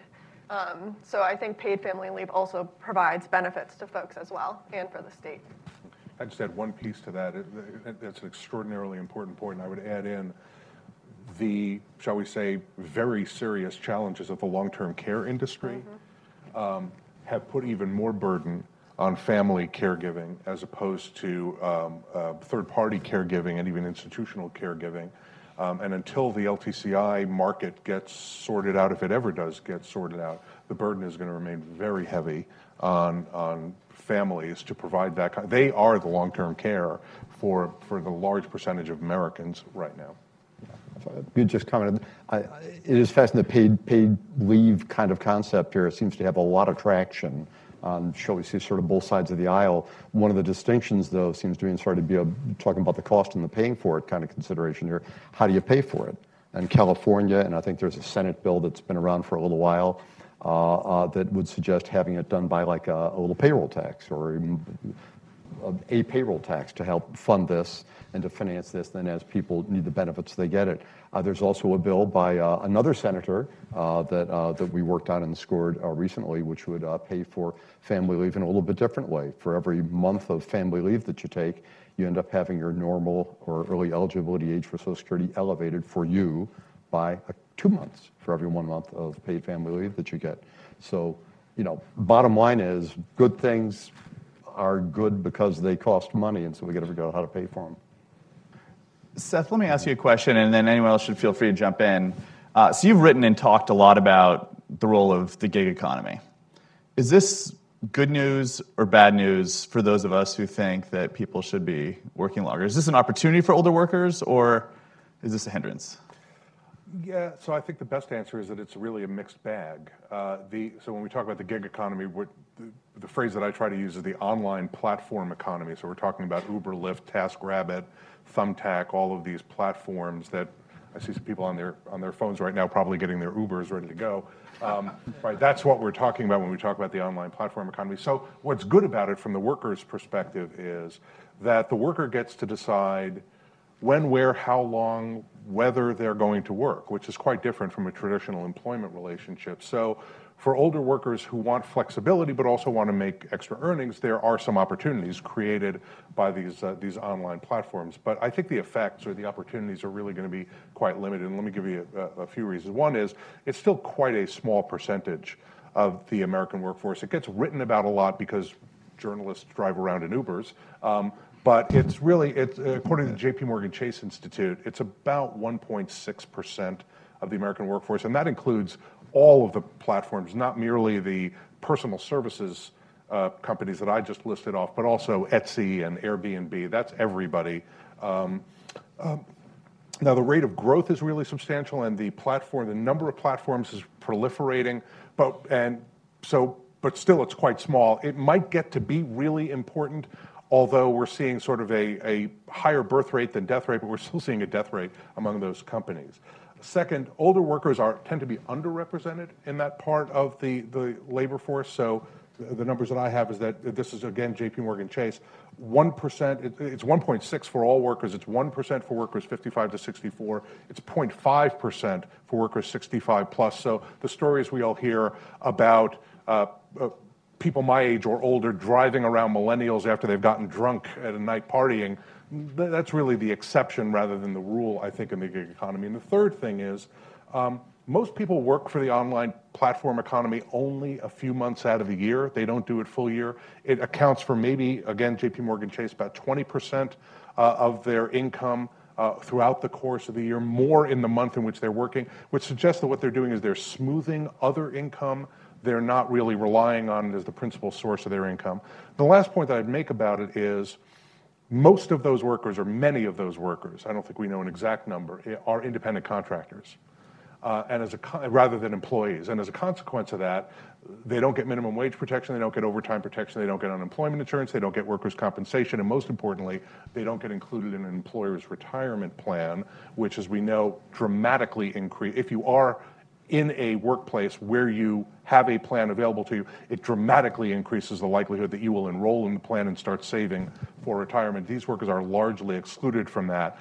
Some of the platform companies are trying to work on solving that through various ways, but they still have not solved it. So a lot of those workers really are out of the retirement system in any meaningful way. So it may mean that there's earnings available for some folks, but for a large percentage of older workers, it's just not an option. And even if they get into it, it doesn't give them the kind of safety net of protection that they need to help them with retirement. Does anyone else have any thoughts on the promise or peril of the gig economy? I think Seth touched on everything. Okay, all right. Yeah, it's a pretty So let me just ask one more question, which is that, a lot of times when we talk about the potential for older workers, we separate it, and we did this on this panel, we separate it between white collar and blue collar, basically being a proxy for those who are able to work and those who aren't. Is this the right way to think about it? Should we think instead about people's wages at older ages relative to their mid-career wages? So, for example, take two white collar workers who can both both have the capability of working older, but one whose wage profile spikes in their 40s and 50s, and another who has more constant wage profile. Should we treat those two workers differently, even though they both can work at older ages? So for people who are, in an occupation where you can expect to make a ton of money in your 40s or 50s, maybe early 60s, but can still plausibly work in their 70s and 80s, should we be talking to them differently than someone who has more constant wages across their lifespan?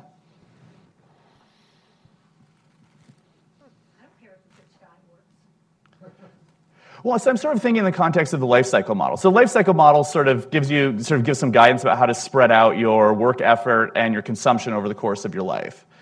Is it different for someone who's making a ton of money in your 40s and 50s? Should that person be working 100 hours a week and retire at 65? Versus someone who has more constant wages across their life? Should we be giving different advice to these people? I think the people that are making a ton of money don't need our advice. And I think that that's probably a really small percentage of the population. So I don't think that's an issue that we ought to worry too much about. Okay. But I think the issue of lifetime income and how that changes over time is an important issue. But I wouldn't phrase it the way you did. It's just a matter of, does it matter if people bunch their hours of work to have higher income at particular points in their life? Yes. And that's an individual choice in many cases.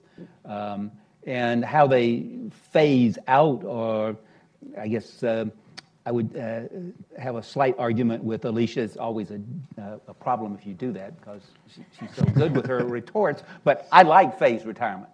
And I think it is an excellent program in lots of cases, in part because she was putting it in the context of companies hiring workers. That's not where phased retirement is. That's just a part-time job. Phased retirement is when you're on a career job and you're thinking about how are you going to exit. And if you believe what employees say, a lot of them say they would like to have reduced work hours. And for whatever reason, the company's not let them. So what do? They go to some other job that will give them reduced hours. Wouldn't they be a lot better off if they could stay on their career job?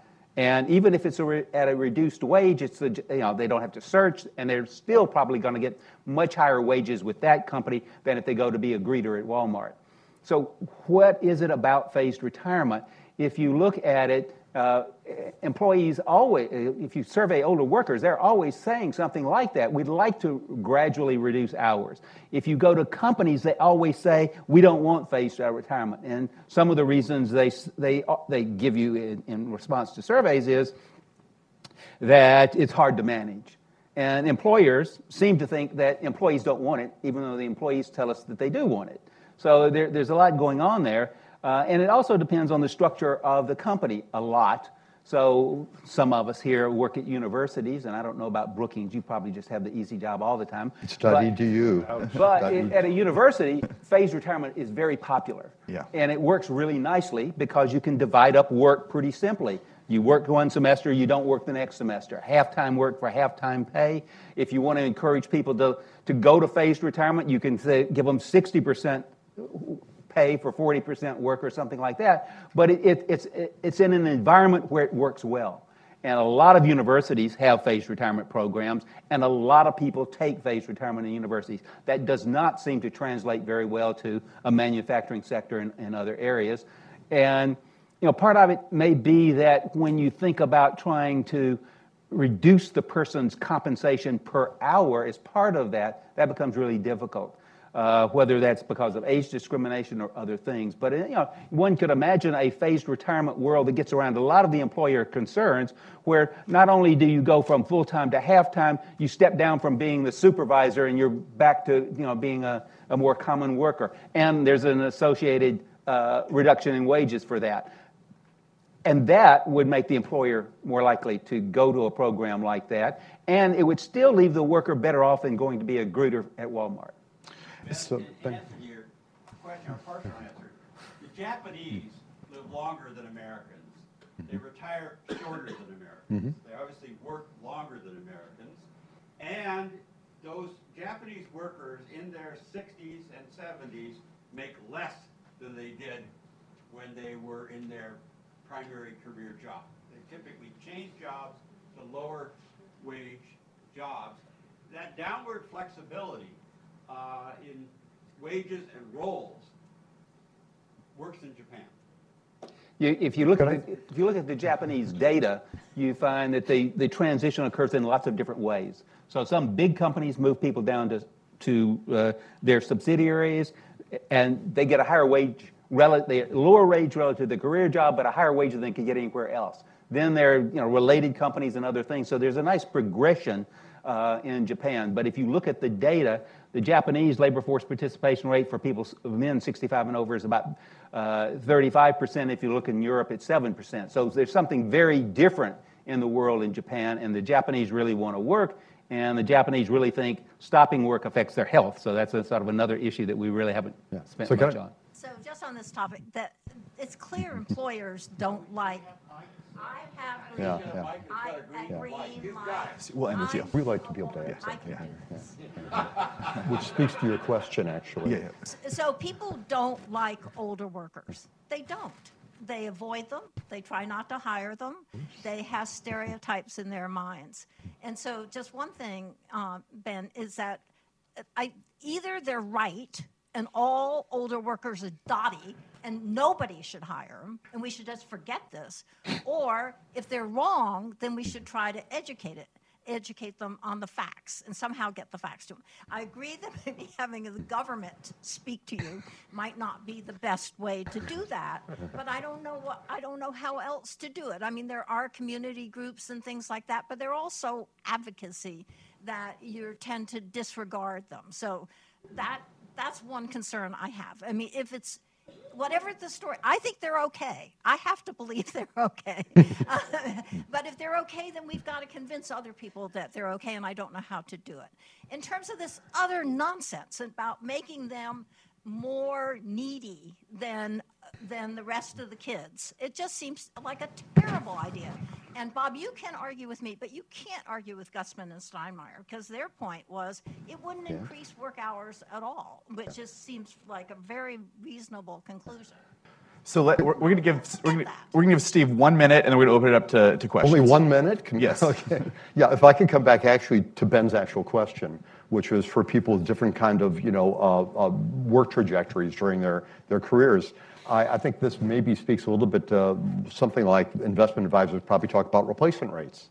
And for somebody who has a career where they start out, out of grad school, maybe they're not making much, and they have much elevated earnings later in life, if we're going to look at just like the last 5 years of earnings for replacement rate, and that's what old DB pensions used to be based on, that's a very different structure than somebody who starts out with basically about the wage level they're going to be throughout their career, and maybe not live as long in terms of replacement rates. Now, maybe this is the plus of not being so much in the DB, because I guess Social Security, as you all know, looks at a wage-indexed average level of your earnings throughout your career, which tends to sort of even that out a little bit. But maybe even more so in the DC world, if we can encourage people at younger ages to actually start contributing and to contribute more and make it more attractive to them to do that. And I just, if I could, just the one little thing I'd like to go back to about the idea of allowing people not to have to pay any payroll taxes into the systems later, and that may be putting pressure on the younger people. Another possibility, just to throw this out there, and we don't make proposals, but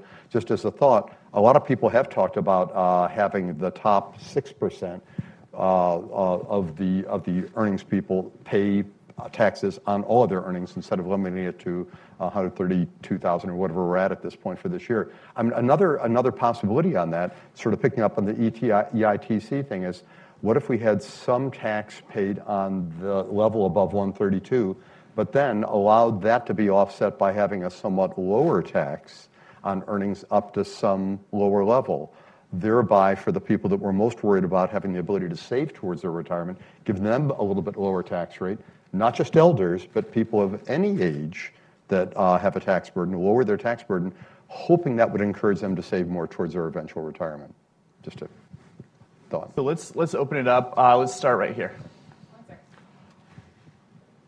You've lost the microphone. Thank you.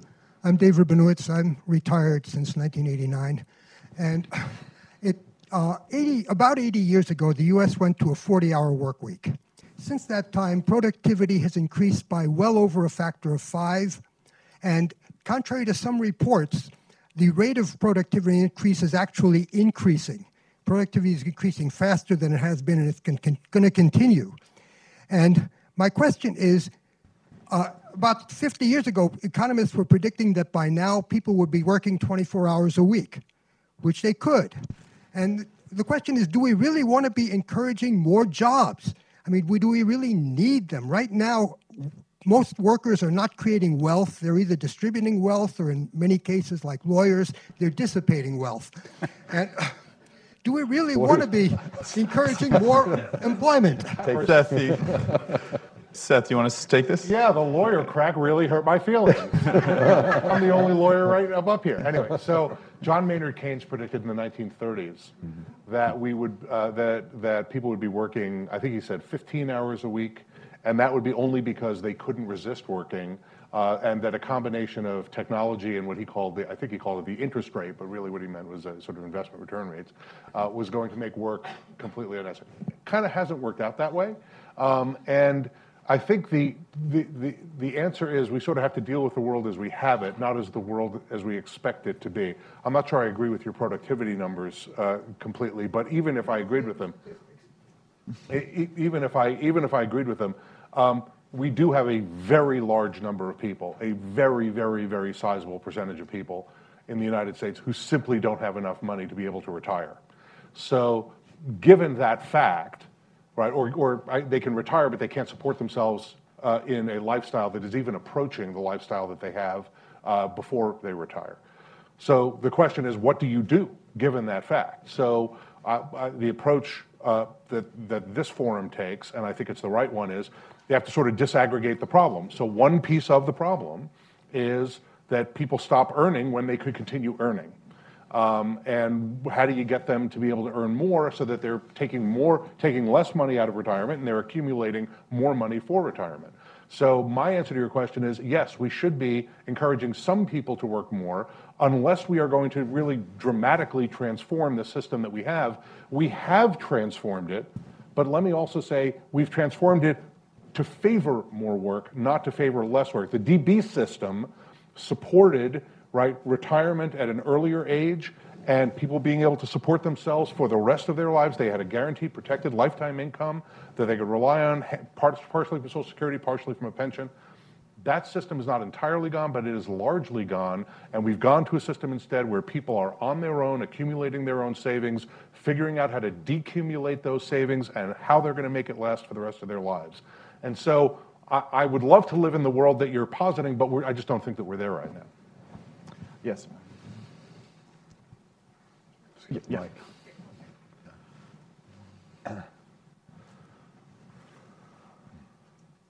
Hi, I'm Nora Super. I'm with the Center for the Future of Aging at the Milken Institute, and this has been fascinating, and I love it. I just had so many comments. I'll try not to make a speech, just a question, mainly about Alicia and Abby's business case proposition. And I worked most of my career on the health side of the equation for aging people, and that hasn't been discussed as much. And I think what we're finding in the healthcare sector is, it really is better for your health to work longer too. There's a lot of new evidence showing outcomes and spending associated with aging are better if you're engaged in your community, if you're doing things so people who go off to work, even at a golf course, they get depressed, they get more chronic conditions, they have all these things that are associated with it.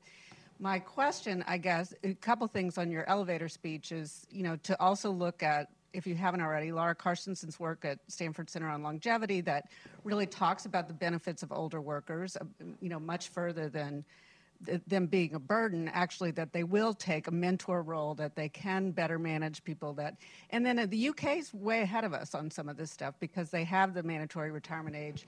They've been looking, and they do the business case, they've done studies that show, like at McDonald's, having an older worker really increases your customer satisfaction rates. And I think we can do some of those correlations to see where older workers really benefit the bottom line of employers. On the consumer pitch, I would say we find much more people are concerned about brain health and getting dementia. That's their biggest fear. Bank of America did a whole client analysis, and that's what they feared the most. And so I think what we've been pitching more is what you do to keep your brain healthy so you don't end up in a nursing home, that you don't end up a burden to your children, is more powerful than money, actually, and that it encourages people to exercise, do things that lower their healthcare costs, but also encourage them to work, be stimulated, do other things. So, I guess my question is, because I can't believe Alicia said no more research. I would really ask if you would start looking at some of the health outcome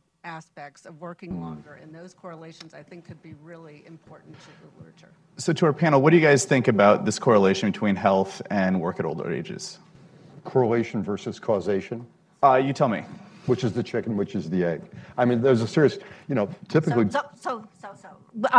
Somebody at the center used data from the Netherlands, which they have every piece of information that you could possibly want.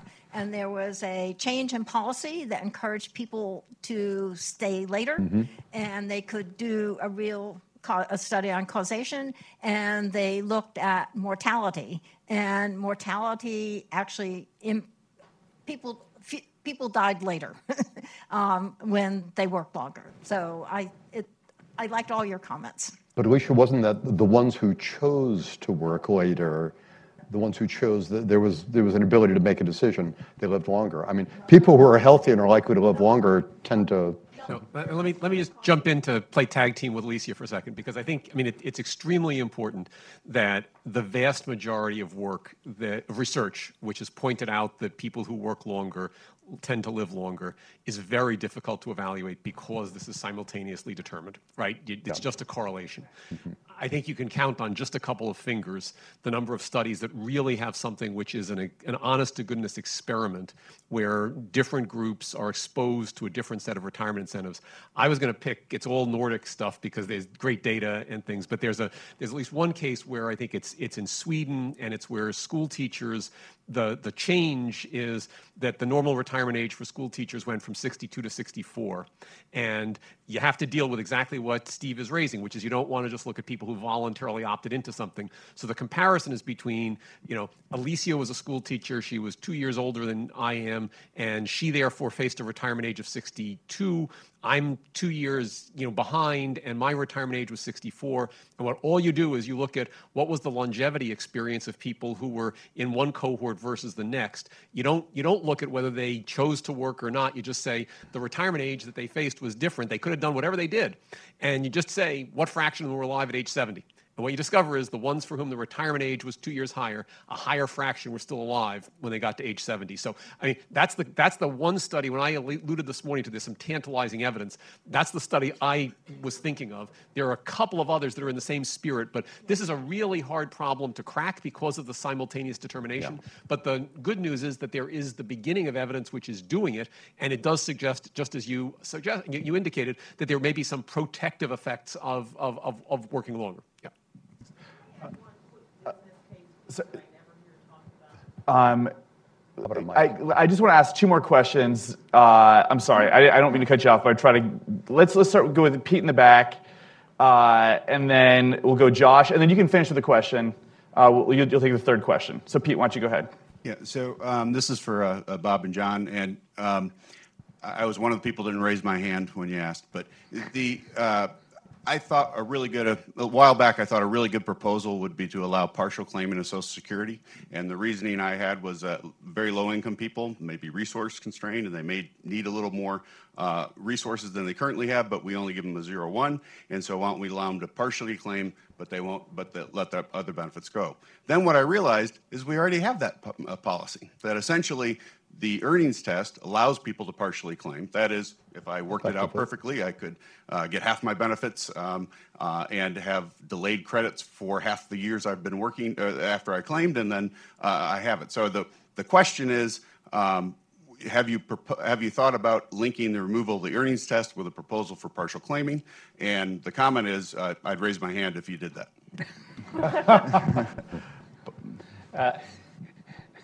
No is the answer to have we thought about it. If you take benefits now, that means you're going to have fewer in the future. So I guess it depends on how much you think the trade-off between low income today versus lower income when you're 75 would be part of the issue. But let me just say, our beef with the earnings test, you obviously understand it really well. And what you say is exactly right. Our beef with it is mass confusion. People don't understand that. They think it's a tax, and they behave accordingly. If everybody understood it, we wouldn't necessarily be against it, because we would have exactly your point of view. But it seems like it's too complex for people to really figure out. It's been around since 1935, and they haven't figured it out yet. Could I just add that, could all economists agree from this day forward to stop using the word tax about the earnings test? I will admit at Social Security has not done all it could, all it should about really educating people about this. We've done PSAs and stuff, but people continue to think of it as being a tax. It's money that's lost forever. And in fact, given the nature of the reduction factors in delayed retirement credits, if you believe anything about the current interest rates and longevity rates, it's a heck of a deal. It's a great deal. It's a forced savings plan to buy more of a CPI-indexed life annuity. Where else are you going to get that? So, if it were better understood, and if we could all agree, stop calling it a tax. Because part of the reason people are hearing it, they hear it in the popular press. They hear people, like many in this room, quoted as saying, it's a tax. Well, so the press doesn't understand it as well as they should, and maybe we could correct that. Maybe you all could correct that. So you think people take their Social Security advice from economists? Well, I think a lot of people in the press actually listen to economists and reiterate some of what they say. Well, maybe they should listen to lawyers. Let's go here and then there in the back. Josh. Josh Cotbound, Brookings. Seth mentioned explicitly, Alicia implicitly, that there is the question of unequal bargaining power between employees and employers. And I realize, Bob and John, that in one sense you don't care all that much if the incentive gets translated as higher wages to older workers, or whether it gets taken by the employer who then uses discrimination in favor of older workers to pick up the rents, in effect. But my question is, in practice, is there anything that you can do or see to keep your proposal, which I think is wonderful, from becoming an explicit incentive to, in effect, keep the rents and essentially have discrimination in favor of older employees rather than younger, because the demand for labor is inelastic? Well, certainly one could just forget the employer part of the proposal and just say eliminate the employee tax. That's one thing. And it depends in part on whether or not you think employers would, in fact, increase demand for the workers if they had the 100%, if they bore the entire part of the employer tax. In which case that would still be presumably good for older workers if it increased the demand for older workers.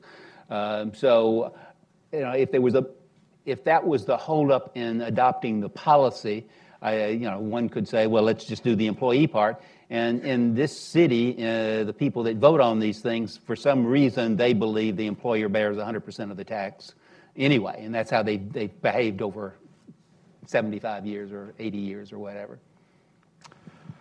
In the back, please. The business case. If the plus 50 segment spends about $7 trillion a year, and we account for over 50% of the spend in some huge categories like trucks and cars and apparel, if I'm not working, I can take my coffee in a thermos, I can keep my 8-year-old Chevy, I can shop in my closet. Why isn't the business case, that part of it, this huge amount of money, we're huge drivers in the economy?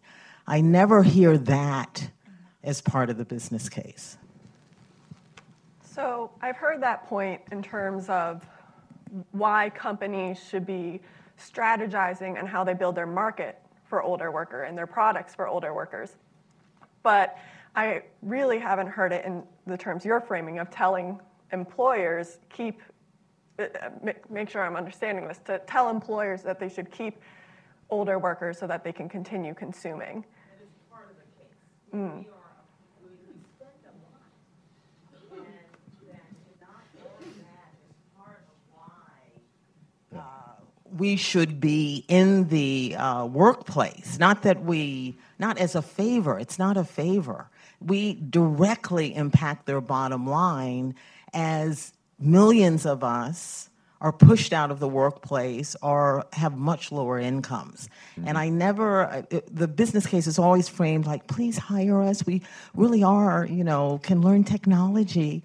We are a major part of their bottom line. And that point has to be made as well, I think. Jim, you started off talking about the macro side. You want to? Yeah, let me just say, I think the point for the macro economy that a more active labor market presence for older workers would have some pro effects on the size of the economy, on aggregate demand, is all well taken. But I think from the standpoint of the business case, you have to convince a particular firm that they want to hire this particular worker. So I may think it's all fine for Alicia to hire these workers and they can buy my goods. But if Exactly. Yeah, that's exactly it. if I don't think that they are producing value for my firm equal to what I have to pay them, I'm going to pass on hiring them, just sell to them. So I think the case is, when you get down to the microeconomics of the firm, you have to make the case that it is the lower absenteeism, it is the more accurate production of whatever they're supposed to do, it's their transmission of knowledge, it's their mentoring. Those are the things which actually raise the value of the marginal product of these workers within the firm. And that's ultimately where you have to convince a manager that they're going to decide this is a good thing to do. So I think you have to distinguish two pieces. Yeah. Okay, so we've been here for 3 hours. We haven't even given you guys a break. It's been a terrific session. There's no better way to end than with a comment from Jim Paterba. So thank you so much for being part of this panel. I really appreciate it. Thanks for watching. Be sure to like and subscribe for more videos from Brookings.